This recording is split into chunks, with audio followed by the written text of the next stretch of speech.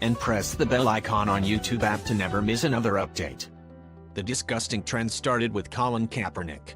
Immediately dozens of other players followed him and took up the cause of disrespecting our flag. The fans cursed on them. They hated the protesting rascals for spoiling once America's most popular game. The nonsense players bashed Trump and knelt during the anthem for months.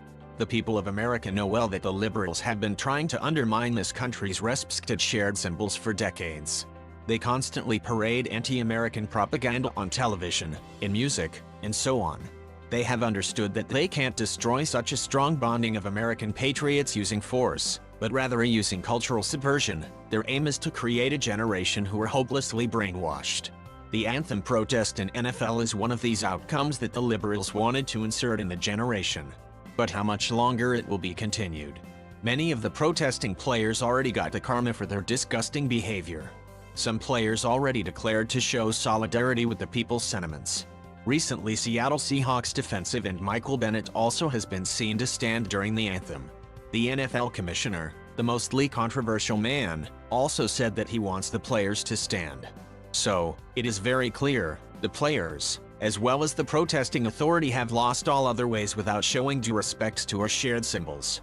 But it is interesting to see that some players are getting reward for their disrespectful behavior, as they are continued to getting injured massively.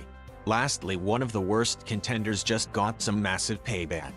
Richard Sherman of the Seattle Seahawks gave this country his worst. It seems that fate dished it right back.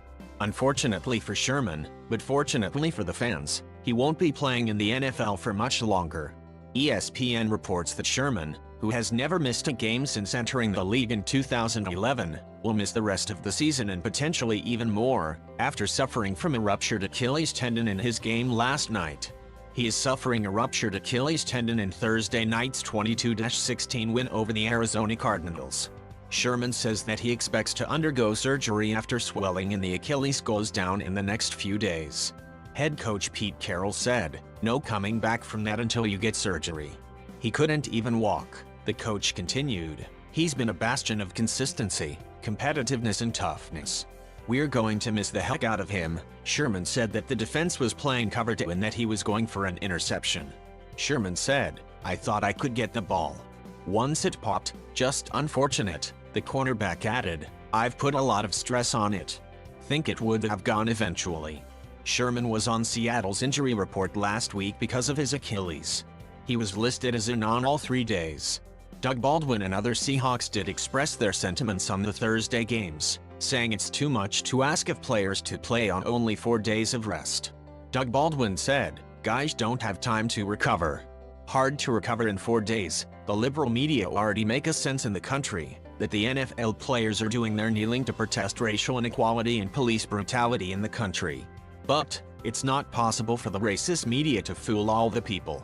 They know very well that the NFL players have been given millions and millions of dollars from the hard-earned money of the countrymen, yet they chose to show disrespect to our shared symbols and true heroes from military. Do you believe the narrative that these liberal media wants to propagate? Share your thoughts in the comment section below, and don't forget to subscribe to get instant news updates.